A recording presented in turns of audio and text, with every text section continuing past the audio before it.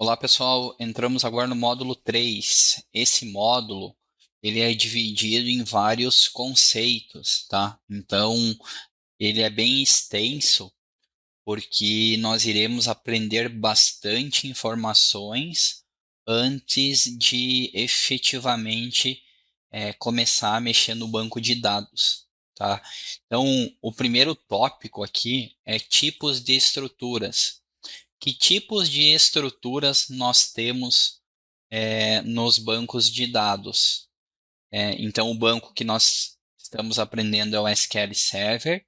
Ele é um banco estruturado e relacional, tá? Então, o primeiro tipo, ela é estruturada, que elas são organizados, os dados eles são organizados em forma de tabela ou planilha eletrônica, por exemplo, o Excel, seguindo um formato pré-definido para facilitar a consulta de análise, tá? Então, o nosso curso é referente a esse tipo de estrutura. E também eu tenho mais opções de estruturas, tá? Então, conceitualmente, eu vou trazer aqui para vocês terem conhecimento, só que não é o foco do curso. Existem estruturas semi-estruturadas, ou seja, né, as informações elas possuem algum tipo de organização, só que elas não são 100% estruturadas. Por exemplo, um XML, um JSON e páginas web, elas são semi-estruturadas, só que elas não têm a mesma característica, tá? Então vamos abrir um XML aqui para vocês visualizarem de que forma ele é estruturado. Ó, esse é um bom exemplo. Eu tenho uma certa estrutura, mas ele não é 100% estruturado. Um JSON é a mesma coisa, tá, pessoal? Eu tenho uma certa estrutura, mas também não é 100% estruturado, tá? Diferente de uma tabela que é dividida em colunas e linhas. Outro local importante que a gente consegue ver uma semi-estruturação, se clicar com o botão direito em qualquer local de uma página web sua, e você vier aqui no botão inspecionar, você vai poder visualizar a estrutura da página que você está. Você vai conseguir visualizar os elementos dela. Então, existe uma organização. A gente consegue verificar aqui ó, que eu tenho estruturas, só que dentro de cada estrutura eu tenho um subconjunto único. Então, isso a gente chama de semi-estruturada, tá? E a terceira opção seria a não estruturada, que são os dados que não têm uma organização formal, tá? Ou um esquema pré-definido. Por exemplo, imagens, áudio, bancos não relacionais, então eles não têm uma estrutura formada, tá? Então, em resumo, tipos de estruturas, estruturados, que é o que a gente vai trabalhar, que são tabelas e colunas, semi-estruturados, que são XML, JSON e páginas web. Ele tem um tipo de estruturação, mas não é fixo. E não estruturado, que são os arquivos de imagens e áudio, tá? Então, o primeiro conceito básico é saber que nós iremos trabalhar com o tipo estruturado, que daí ele já vai de encontro ao próximo tópico, que são as tabelas e colunas, tá? Então, o que é uma tabela? Tabela é uma entidade do banco de dados. Elas representam um conjunto organizados de dados relacionais, de dados relacionados, tá? Cada tabela é composta por linhas e colunas, onde cada linha representa uma entrada específica de dado, tá? Ou seja, é uma estrutura tabular para organizar os dados, tá? Então, mais à frente a gente vai visualizar as tabelas do banco e ela nada mais é do que uma tabela de Excel, tá? Então, aqui eu tenho um dado estruturado. Eu tenho linhas e eu tenho colunas, tá? O banco de dados, ele segue, né, um banco de dados estruturado, que é o que nós iremos ver no decorrer do curso, ele segue exatamente essa ideia, tá? Linhas e cada tabela, né, tem suas referidas colunas, tá? Então, o banco de dados, de maneira simples e objetiva, ele é como uma planilha Excel, tá? Onde eu tenho a informação estruturada em linhas e colunas, beleza? Então, em resumo, um banco de dados, vocês podem imaginar como se fosse uma tabela de Excel, tá? E as colunas, que a gente já falou, são elementos verticais em uma tabela e representam os diferentes tipos de dados que podem ser armazenados, tá? Então, tipo de dado a gente vai ver no próximo tópico. Então, cada coluna ele pode ter um tipo de dado distinto, tá? E ao final, a ideia final é que a gente tenha informações do mundo real armazenadas em tabelas para a gente fazer a busca das informações posteriormente, tá?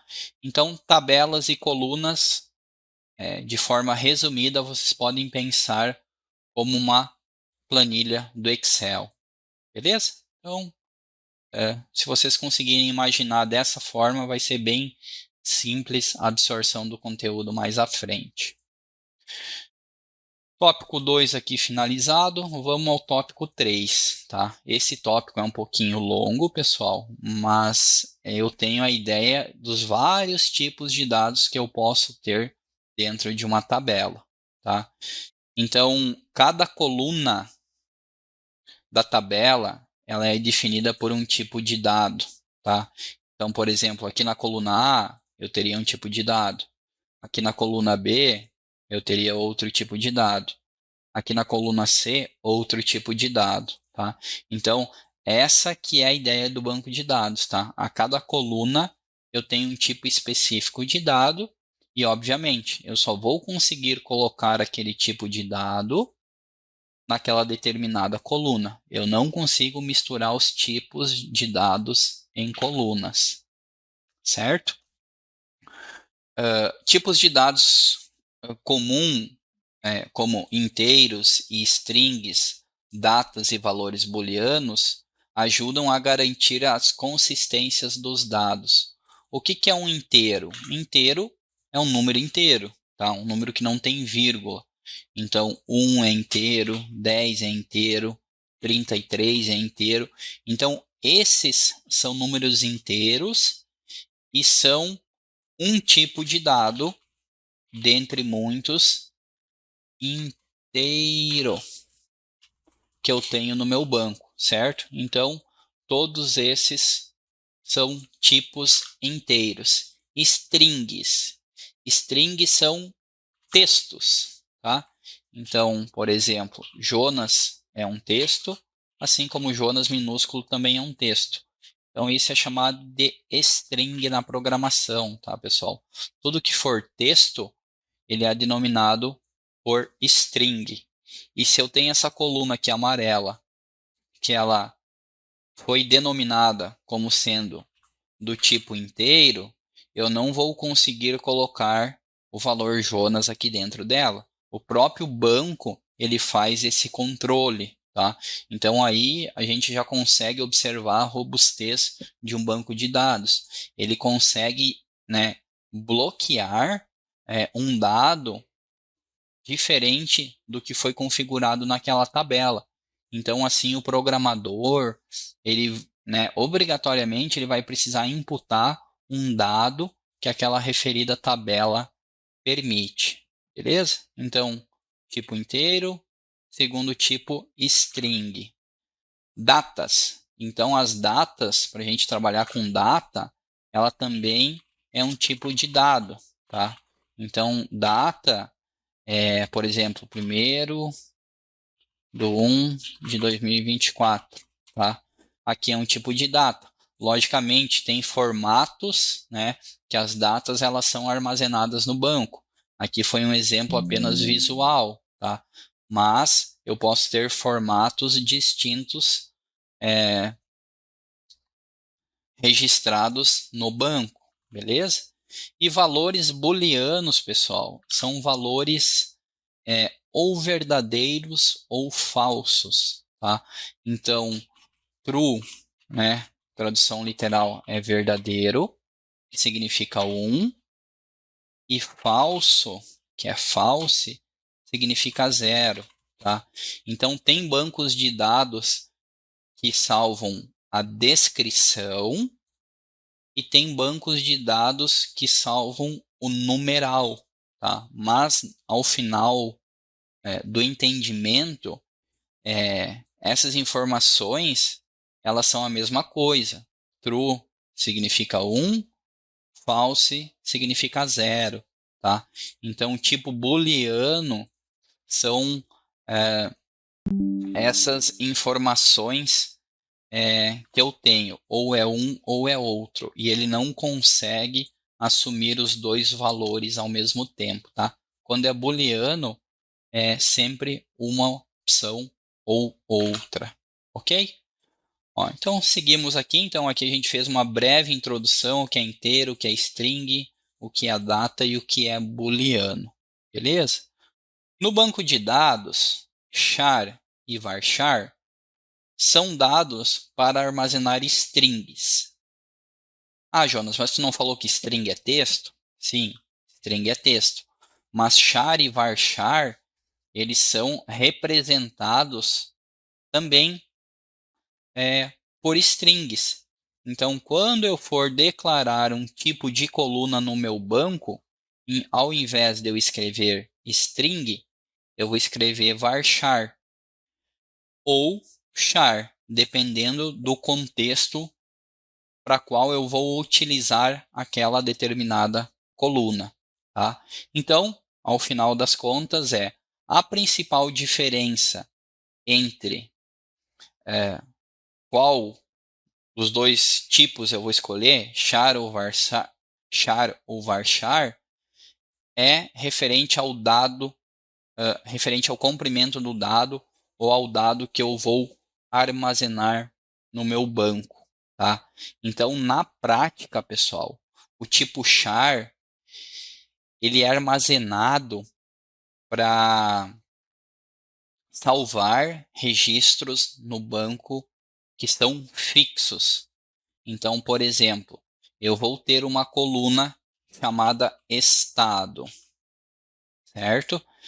E a sigla do estado, estado underline sigla. A sigla do estado ela é fixa, certo? Então eu teria SC, SP, RN. Essa sigla ela não é variável. Então sempre que eu for utilizar valores que têm tamanho fixo, eu utilizo o tipo char, tá? Ah, Jonas, mas eu não poderia utilizar o varchar? Poderia, tá? Só que o char, ele acaba sendo mais performático no banco de dados, tá? E se eu tenho um dado variável, por exemplo, nome, estado nome, tá? Aqui é um dado variável. Então eu tenho Santa Catarina, São Paulo, Rio Grande do Norte. Essa informação ela varia, então aqui eu vou ter o varchar, tá? Var de variação, char de caractere, tá? Então, caractere fixo, char, caractere variado, varchar. Então, esse é o conceito que vocês precisam ter em mente e que no momento que nós estarmos construindo as tabelas, iremos ver a diferença desses dois tipos na prática, tá? Então, resumo. char fixo, varchar é a informação que contempla aquela coluna variada, ok? Exemplo, ó, aqui já tem um exemplo, já tem um comando SQL, eu não vou entrar em detalhes agora, depois a gente volta nesse slide e aplica na prática quando formos criar o primeiro banco, tá bom?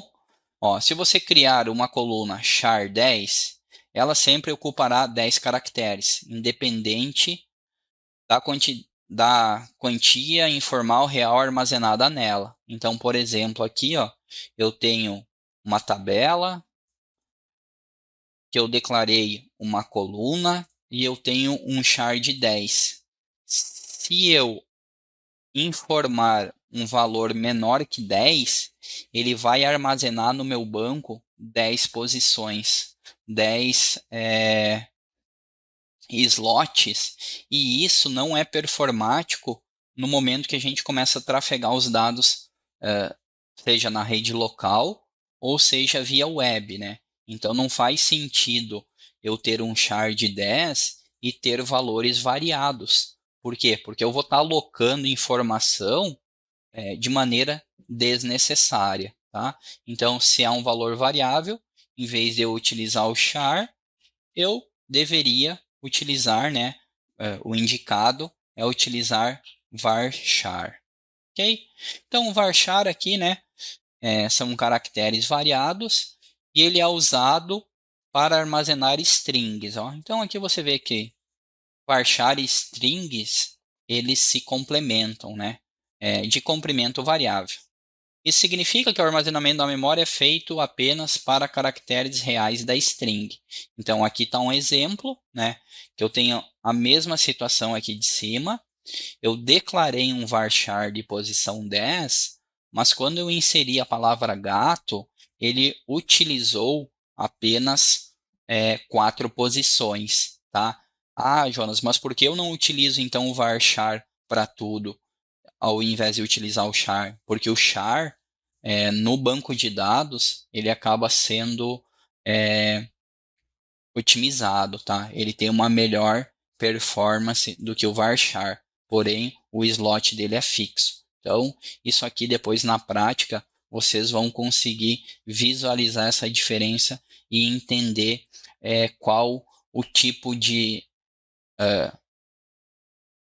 dado vocês vão criar nas colunas de vocês, tá? Então aqui em resumo, char é um valor fixo e varchar ele é variável, tá? Então aqui eu tenho um resumo do que a gente falou até então. Eu tenho mais um monte de tipo de dados, tá, pessoal? Eu tenho vários aqui de exemplo para vocês, mas a gente vai visualizar apenas alguns para não ficar muito confuso, tá? Então, a gente já falou dos inteiros, que no banco de dados eles se chamam int, certo? E quando eu vou criar a minha tabela, eu já informo qual é o tipo de dado. Então, aqui eu estou criando a minha tabela, depois a gente vai entrar em detalhes nessa criação, e aqui eu estou inserindo dados. Então, na minha coluna ID, eu estou inserindo o valor 123, tá? E o próprio banco de dados, ele já consegue verificar se o ID int, né, de inteiro que eu criei a minha tabela, se quando o dado está sendo inserido, ele é daquele tipo de dado, tá?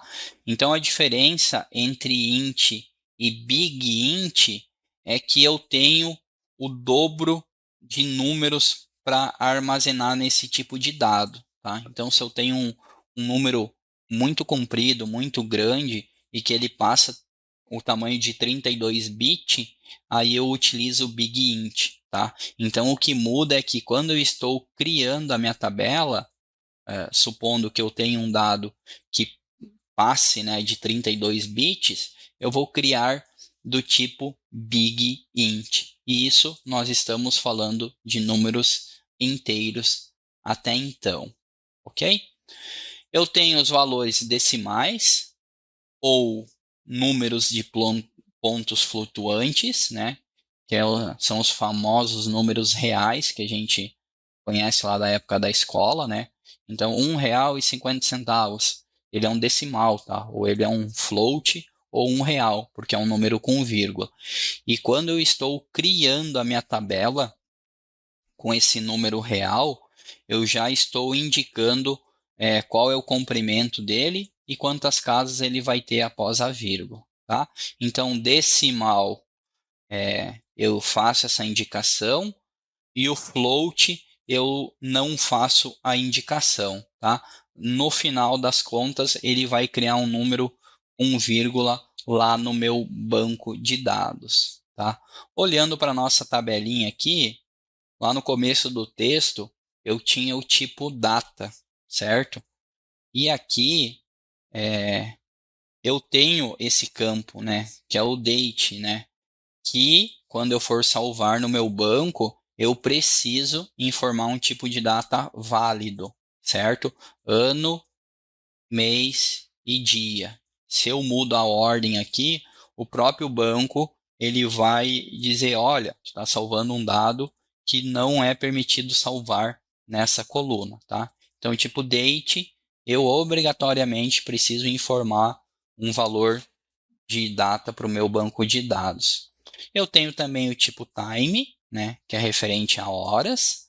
Então, quando eu declaro uma coluna do tipo time, eu preciso, ao salvar o campo, informar a, o valor em formato de hora para ele aceitar. E se eu quiser adicionar data e mais hora, né, que é o date e o time, eu tenho a junção desses valores, que é o date time.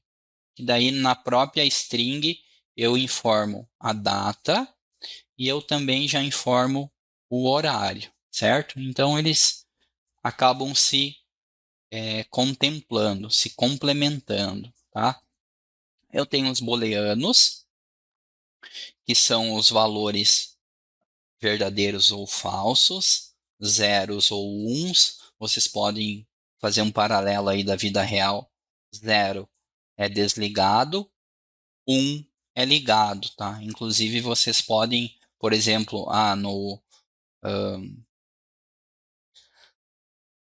na fonte do seu computador, você vai ver um risquinho que está ligado e vai ver uma bolinha que está desligado. É isso aqui vocês trazem para o mundo real e a gente consegue observar isso bastante no dia a dia, tá?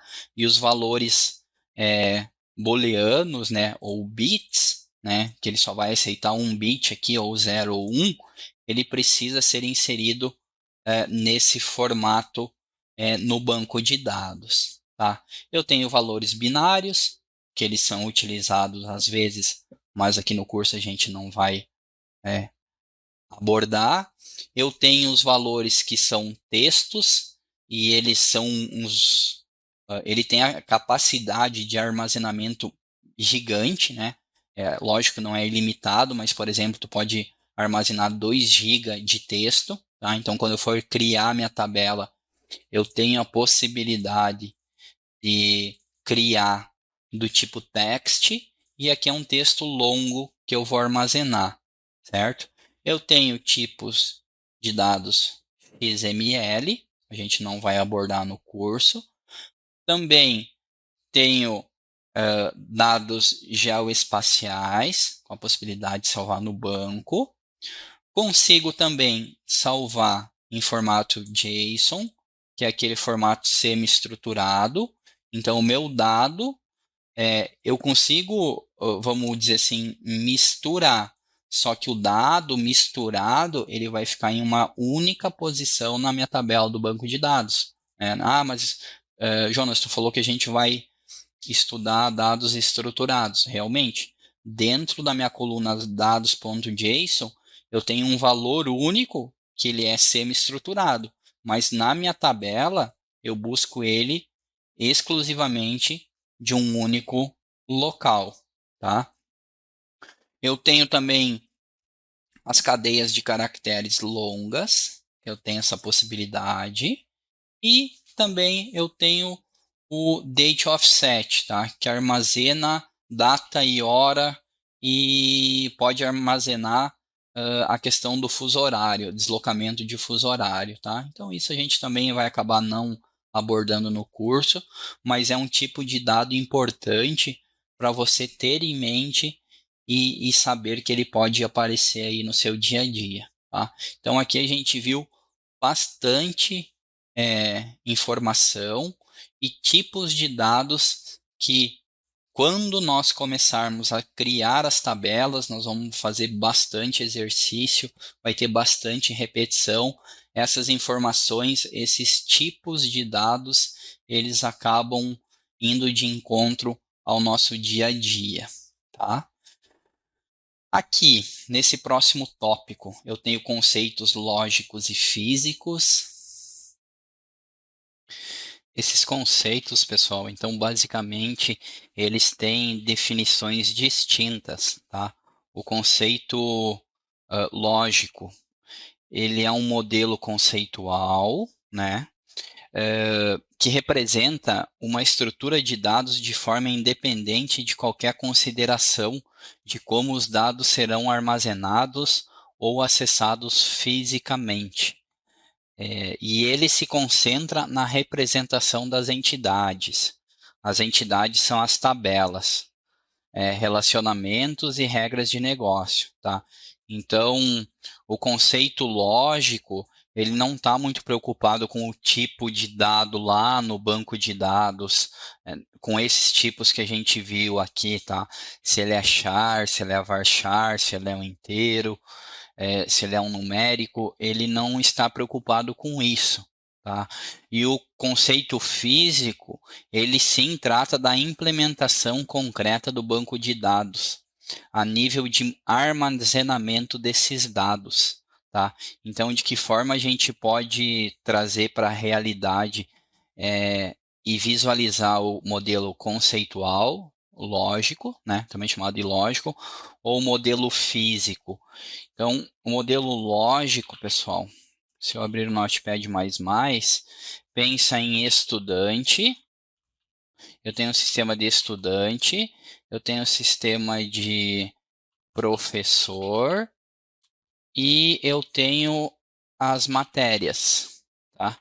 Então, eu tenho um problema ou eu preciso criar um sistema que tem a ver aqui com uma escola, e a escola tem estudante, tem professor e tem matéria. Então, o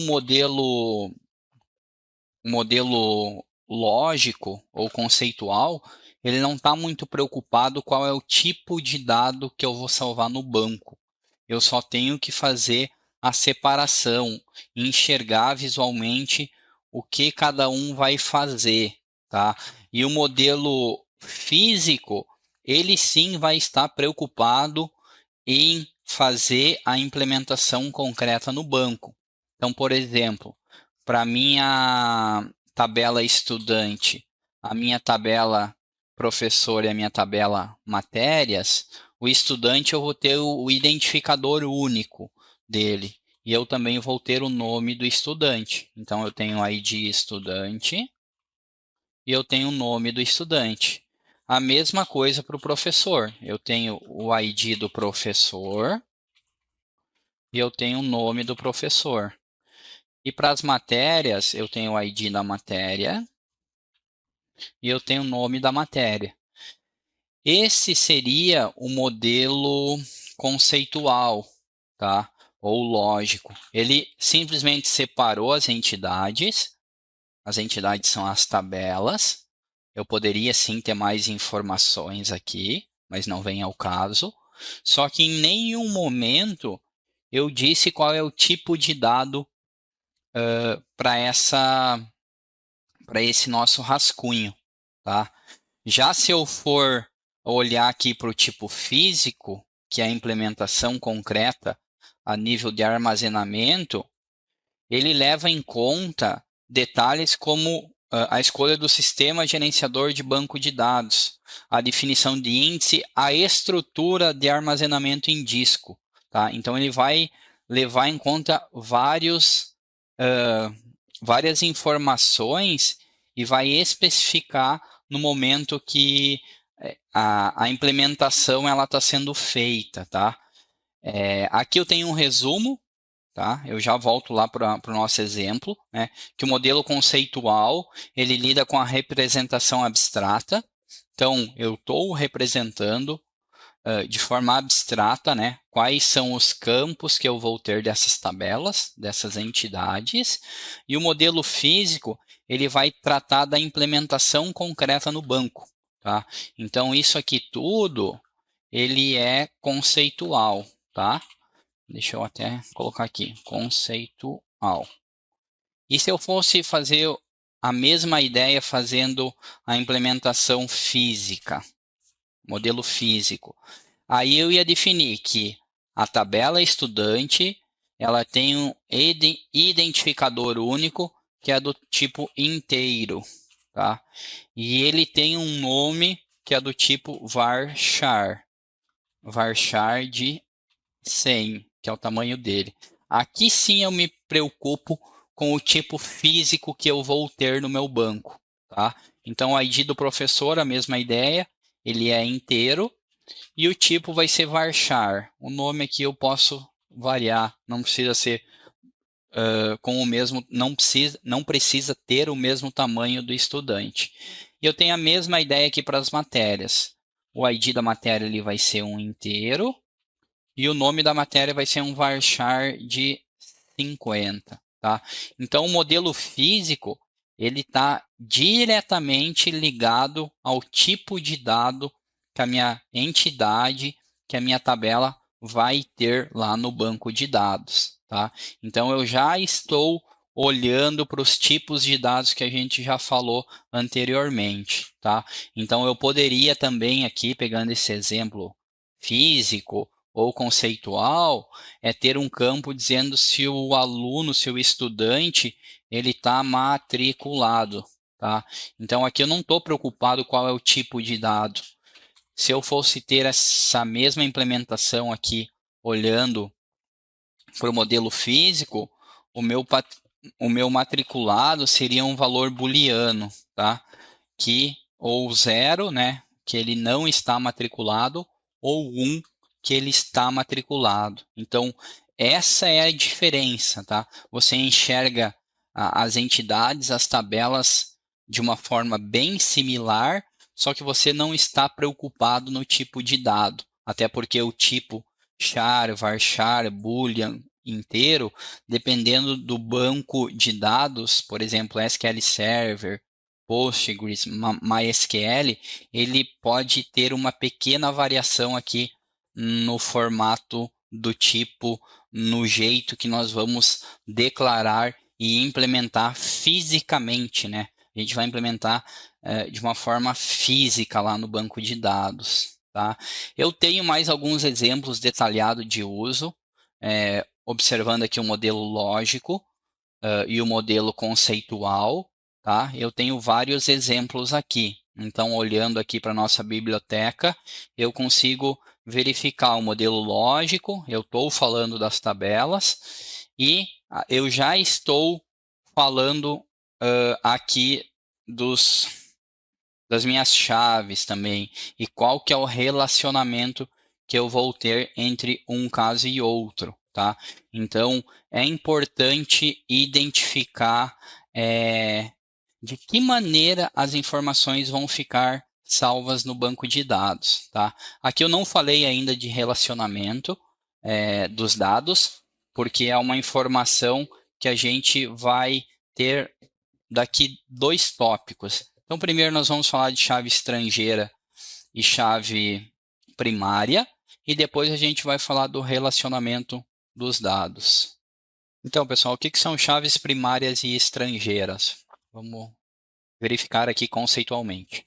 Chave primária é um campo ou um conjunto de campos de uma tabela que identifica ela de forma exclusiva para cada registro da tabela. Ela é importante, né, para garantir a unicidade dos dados.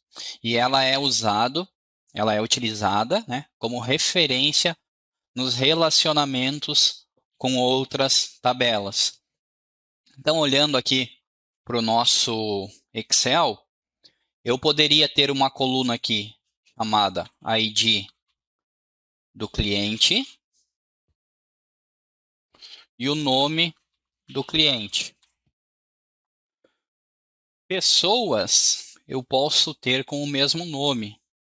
E como que eu iria identificar as pessoas com o mesmo nome? Ou um registro único entre uma pessoa e outra? Seria pela chave primária. Normalmente, as chaves primárias elas são autoincrementadas, então elas não irão se repetir. Então, vamos supor que eu vou adicionar um novo cliente no meu banco de dados.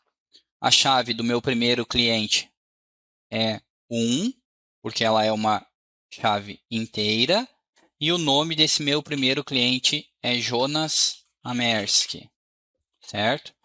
Vou adicionar um outro cliente no meu banco de dados.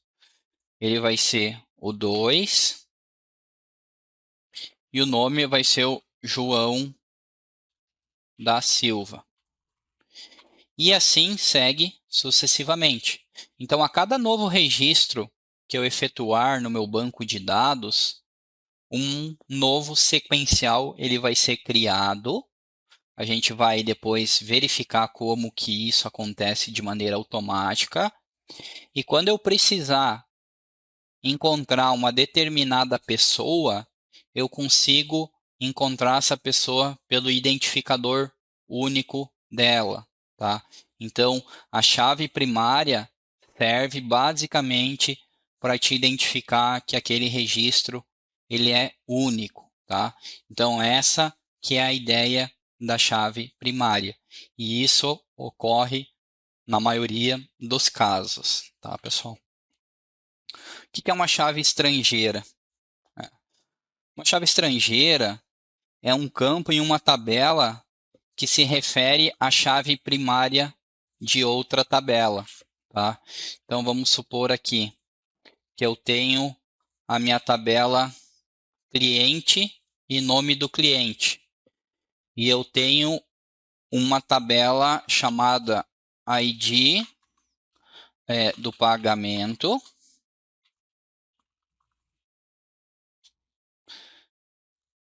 Eu tenho o tipo de pagamento e eu tenho o ID do cliente, certo? Então, o ID do pagamento poderia ser, por exemplo, 10, que esse ID é exclusivamente dessa tabela. O tipo de pagamento poderia ser à vista.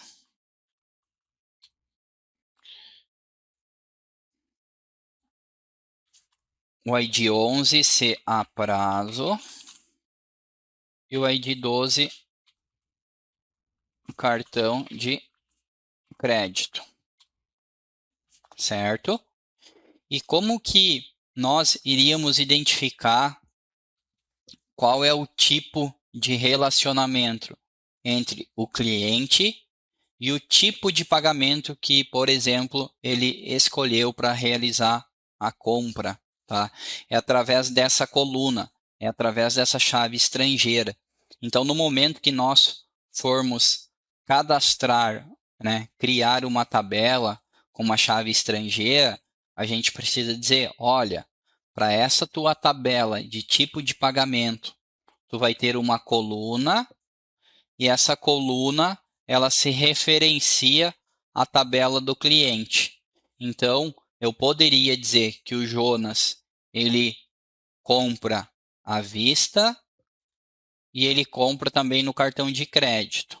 E que o João, o cadastro dele é somente para comprar a prazo, tá?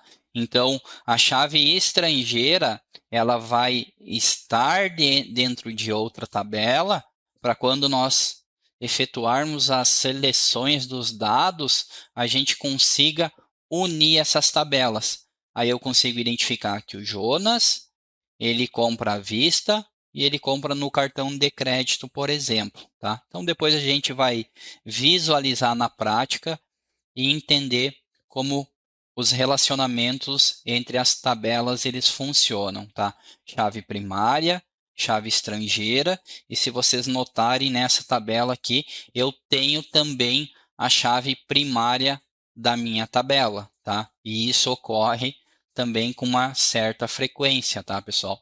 Eu tenho o sequencial, eu tenho a chave primária da minha tabela, e aqui eu vou ter a chave estrangeira que está se referenciando ao meu cliente como um todo, tá? Depois a gente volta no conteúdo ali programático e faz esses exemplos lá no SQL Server. E daí vocês vão observar que vai fazer total sentido essa informação, esse conceito que a gente está passando nesse momento, tá? Aqui eu tenho mais exemplos, tá, pessoal? Eu tenho mais definições aqui, exemplos práticos, né? Ó, imagine que você tem uma lista de amigos e cada amigo tem um número único de identificação, WhatsApp, telefone, né? Essa identificação é a chave primária, né? Então, cada amigo teu tem um telefone e aquele telefone sempre vai ser do seu amigo, né? Então, através do número, tu sabe identificar quem é o dono dele, certo?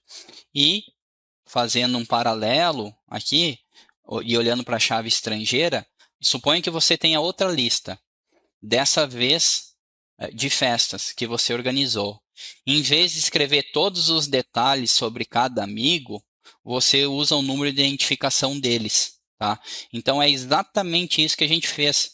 Eu não preciso aqui estar escrevendo 1 Jonas, 2 João, porque a hora que a gente for efetuar os relacionamentos entre as tabelas, eu já vou conseguir identificar que o pagamento à vista com ID 1 é do Jonas e não faz sentido eu ter essa informação nessa tabela. Os dados acabam ficando redundantes, tá? E a ideia do banco de dados é deixar eles de forma organizada e otimizada. Por isso que, como eu falei ali anteriormente, nós vamos trabalhar com dados estruturados. Aí, seguindo aqui, eu vou ter mais alguns exemplos, tá? Ó, chave primária simples. Aqui eu tenho o modelinho de que forma nós iremos cadastrar a chave. Então, eu já vou identificar que ela é uma primary key, ela é do tipo, o nome dela é ID e ela é do tipo inteiro. E eu vou poder ter outros campos aqui, certo? Chave primária composta, isso também acontece, tá, pessoal? Vocês podem ter duas colunas e essas duas colunas formarem uma chave primária. Também pode acontecer esse cenário aí no dia a dia de vocês, tá? E no contexto do SQL Server, a gente tem o Identity. O que é esse cara, tá? Ele é o que o pessoal chama de autoincremento e ele é frequentemente associado às colunas de ID, tá? Que o que quer dizer isso? Que a cada nova linha inserida na tabela, o número ele autoincrementa de maneira automática, tá? Então, olhando para esse nosso exemplo, se eu tivesse um autoincremento aqui no ID do cliente, o novo cliente que eu fosse adicionar, automaticamente ele ia setar o valor 3 aqui. E daí seria a Maria Sampaio, tá? Esse campo ID, normalmente eles são auto-incrementados justamente para não ter redundância e não ter a repetição dos dados, tá? Então, o identity ou auto-incremento, ele serve justamente para isso. E o próprio banco de dados, a partir do momento que a gente define a chave como sendo auto-incremental, né? Auto-incremento, o próprio banco de dados ele faz esse controle, tá? Então, olhando exclusivamente para essa linha, o que eu tenho? ID é a coluna que é a nossa chave primária, int é o tipo de dado, né? Que ela vai ser do tipo inteiro, e identity e define a propriedade da identidade, certo? Então, ele vai ser auto-incrementado a cada novo registro. E aqui eu tenho um exemplo prático, que depois nós iremos executar, que é, nessa minha tabela, exemplo auto-incremento, eu estou adicionando o exemplo 1, o exemplo 2 e o exemplo 3, certo? Eu estou inserindo dados 3 linhas nessa tabela. Só que em nenhum momento eu informei qual era o ID, certo?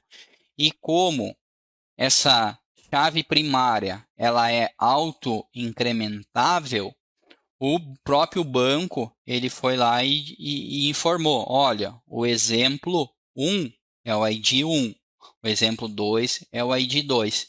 E eu não tenho mencionado o ID no momento que eu for inserir os dados. Tá? Então, a questão da chave primária, esse auto-incremento, pessoal, isso acontece com uma frequência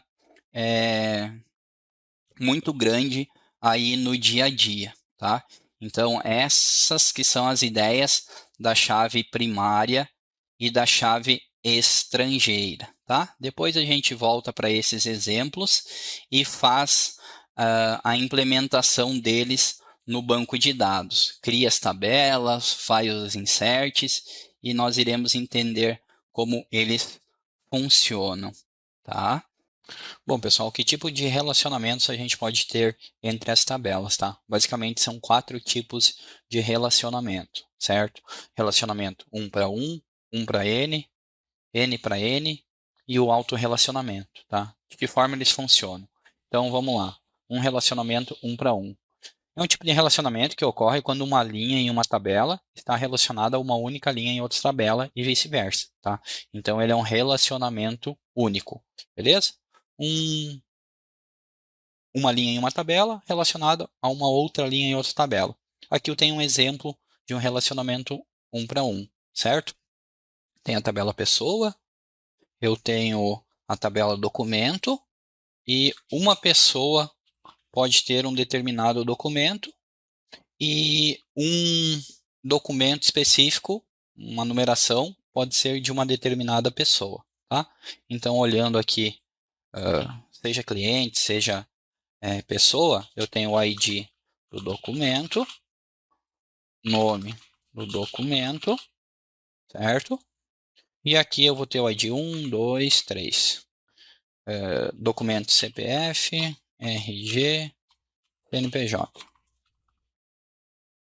E aqui eu tenho o ID do cliente, certo? Então, o Jonas, ele pode ter um único CPF. Ele também pode ter um RG e ele também pode ter um CNPJ, certo? Então, eu estou olhando aqui o ID Jonas, beleza? E ele está relacionado à tabela documento. E ele só pode ter um CPF, um RG ou um CNPJ, tá? Esse é o relacionamento 1 para 1. Um cliente pode ter um único documento. Beleza? Depois a gente vê no SQL como o tipo de relacionamento ele funciona na prática. Então aqui eu tenho basicamente o que eu dei de exemplo ali no Excel, beleza? Então um documento pode ser de uma pessoa. Depois eu tenho o relacionamento 1 para N, que o que o relacionamento 1 para N ele faz? Vou voltar aqui.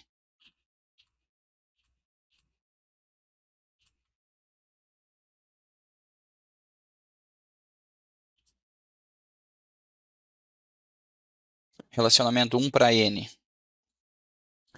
Ele é um tipo quando corre em uma linha em uma tabela e pode estar relacionado a várias linhas em outra tabela, tá?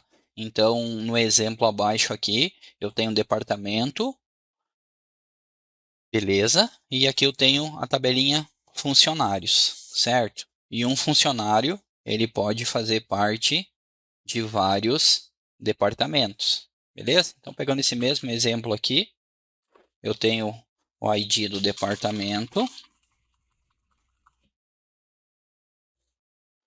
eu tenho o nome do departamento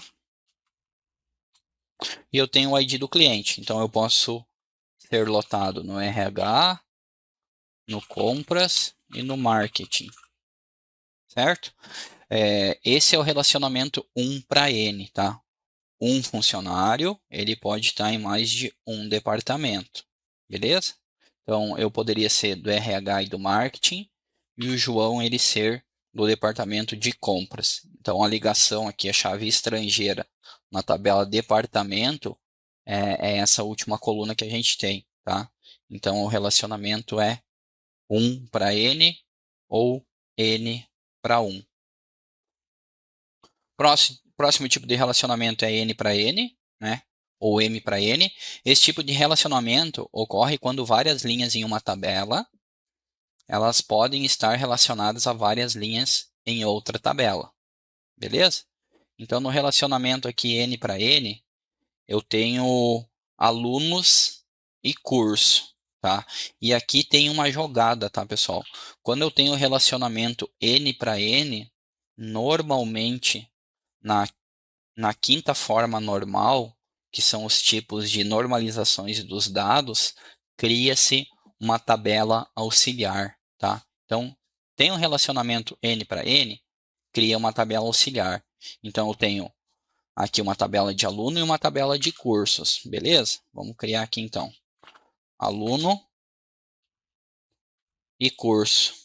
Então, aqui eu tenho os alunos ou os clientes, tanto faz. E aqui eu tenho o ID do curso. ID do curso, nome do curso. E aqui eu tenho o ID do cliente. Deixa eu jogar um pouquinho mais para o lado aqui para ficar melhor. Quando eu tenho um relacionamento N para N, então, né, um cliente, um aluno, ele pode estar em um ou N curso, eu crio uma tabela auxiliar. E essa tabela auxiliar, normalmente, junta-se o nome das outras duas tabelas. Então, se eu tenho a tabela aluno e eu tenho a tabela curso, eu vou criar a tabela aluno-curso. E aqui eu vou ter o ID do aluno e eu vou ter o ID do curso. Então, olhando aqui, o nome do curso, eu vou colocar em inglês, computação e filosofia, certo? Então, essa tabela aqui, essa coluna aqui a gente exclui, beleza? Então, eu tenho um relacionamento N para N aqui, certo? De que forma nós vamos se relacionar aqui? Então, aqui a gente só vai alimentar com as chaves primárias das outras tabelas, tá? Depois a gente vai explicar aqui para vocês como que faz a construção dessa tabela que faz a ligação dos relacionamentos N para N, tá? Então, vamos supor que o Jonas, ele está matriculado no curso de inglês. E o Jonas, ele está matriculado em filosofia. O João, ele também faz inglês. E o João, ele faz também filosofia. E a Maria, ela faz exclusivamente computação, tá? Então, no momento de eu efetuar o select, eu vou estar olhando para essa tabela, certo?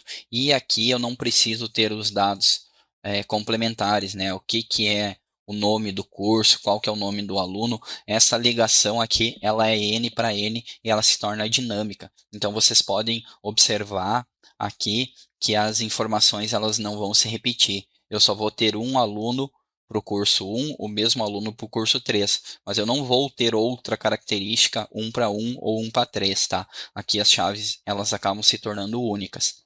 E depois na prática, a gente vai observar como o relacionamento com a tabela auxiliar, quando for N para N, ela acontece de uma forma natural, tá? Então, esse é o relacionamento N para N. E por fim, eu tenho relacionamento autorrelacionado, tá? Esse tipo de relacionamento ocorre quando uma tabela ela se relaciona consigo mesma, tá? E existe essa possibilidade, beleza? Então, se eu olhar aqui, ó, esse último exemplo do autorrelacionamento, eu tenho a tabela empregado, que ela se relaciona com ela mesmo.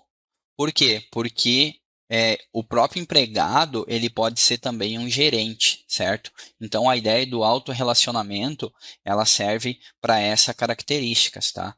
Então, o próprio gerente, ele é um empregado, mas ele também é gerente. Então, eu tenho a tabela autorrelacionada, beleza? Então, esse exemplo aqui a gente vai visualizar depois ali na prática também, certo? Beleza. Então, os relacionamentos são essas ideias que a gente tem, tá, pessoal? E por fim, existem a normalização dos dados, tá? Então, essa última aula teórica para depois a gente partir para a prática, tá? Existem 5 formas normais que os dados eles podem ser normalizados. Primeira, segunda, terceira, quarta forma e quinta forma normal, tá? Então, essa normalização é de que forma a gente vai fazer essa separação dos dados, tá? Então, vamos supor aqui, ó, primeira forma normal. Eu tenho uma tabela aluno e eu tenho disciplinas contidas nessa tabela, tá? Então, eu vou ter uma lista de disciplinas contidas nessa tabela, certo? Vocês podem ver aqui, ó, que acaba não sendo muito útil, certo? Eu tenho o aluno João, que ele tem várias disciplinas. Só que se eu, por exemplo, no futuro, querer buscar somente a disciplina matemática, essa consulta aqui ela vai me trazer história também. Por quê? Porque é uma lista, né? Eu vou ter uma lista dentro de uma própria coluna, tá? Então a primeira forma normal, ela não é muito utilizada. Na verdade, utiliza-se a quinta forma normal para ter a separação dos dados, tá? Segunda forma normal, né? Além da primeira, então, para ter a segunda forma normal, as características elas precisam atender à primeira, tá? E essa ideia ela segue para todas as formas. Eu tenho que atender a anterior para passar para a próxima, né? Então, além de atender a primeira, cada coluna não chave deve depender totalmente da chave primária, né? Ou seja, se tivermos uma tabela que relaciona alunos à disciplina, devemos garantir que a informação específica da disciplina, como o nome do professor, esteja associada diretamente à chave primária, a ID aluno e a ID da disciplina, certo? Então, aqui a gente tem um exemplo. Eu tenho uma tabela disciplina, e eu tenho agora uma tabela chamada matrículas, beleza? Só que vocês podem ver que o ID da matrícula ele está aqui, só que ele já também está relacionado à disciplina, e isso não é dinâmico também, tá? E essa mesma ideia a gente segue para as outras formas normais, tá, pessoal? Eu não vou ficar explicando cada uma, mas eu vou seguir a mesma ideia, né? A terceira tem que atender a segunda, né? A quarta tem que atender a terceira e por aí vai, tá? Até nós, no final das contas, chegarmos na quinta forma normal, que é seguindo essas ideias que a gente olhou até então, né? Sempre que eu tiver duas tabelas, que elas são N para Ns, é indicado que tu faça uma terceira tabela. Sempre que eu tiver uma informação única do cliente olhando para a condição de pagamento, eu não preciso colocar toda a informação do cliente. Então, é normalizar os dados, cada dado, cada tabela ficar exclusivamente com sua responsabilidade, tá? Para não haver redundância das informações e, no final das contas, as informações acabarem não se repetindo, tá? Então, a quinta forma normal, se a gente observar aqui, eu tenho o exemplo de professores, departamentos, que é aquela tabela auxiliar, tá? É exatamente isso que a gente estava olhando, tá? Professores, departamento e cria uma tabela auxiliar, tá? Eu consigo visualizar a quinta forma normal aqui. Então, na tabela professores, eu tenho o professor Silva e no departamento A, o professor Silva, ele faz parte do departamento A, assim como outros professores fazem parte do departamento A, e o professor Silva, ele também pode estar em mais de um departamento. Então, eu terei a tabela auxiliar, né, que o próprio nome faz a junção aqui das duas, né, que é a tabela professores departamentos. Então, o professor Silva, ele faz parte do departamento A, beleza? Que é exatamente isso que a gente fez aqui no exemplo de aluno-cliente e ID do curso, né? Então, como um aluno, um cliente, ele pode estar em mais de um curso e um curso pode receber mais de um aluno ou um cliente, eu tenho a tabela auxiliar, tá? Mas isso, obviamente, vai depender da regra de negócio que você vai aplicar. Então, esses relacionamentos, pessoal, a gente voltando um pouquinho, o que a gente conversou aqui nos tópicos dessa aula, a gente tem os conceitos lógicos e físicos, tá? Então, vocês podem observar que tudo começa a se interligar. E no exemplo lógico, certo? Que é o que nós vamos implementar no banco de dados, que é a regra que ele se preocupa com as informações, é aqui que eu vou definir os relacionamentos, tá? Então, no modelo conceitual, eu não tenho os relacionamentos, eu não tenho os tipos de dados, tá? E aqui no físico, sim, eu vou ter o relacionamento, né? Então, por exemplo, matérias, professor. Um professor pode estar em mais de uma matéria? Ah, na minha regra de negócio pode.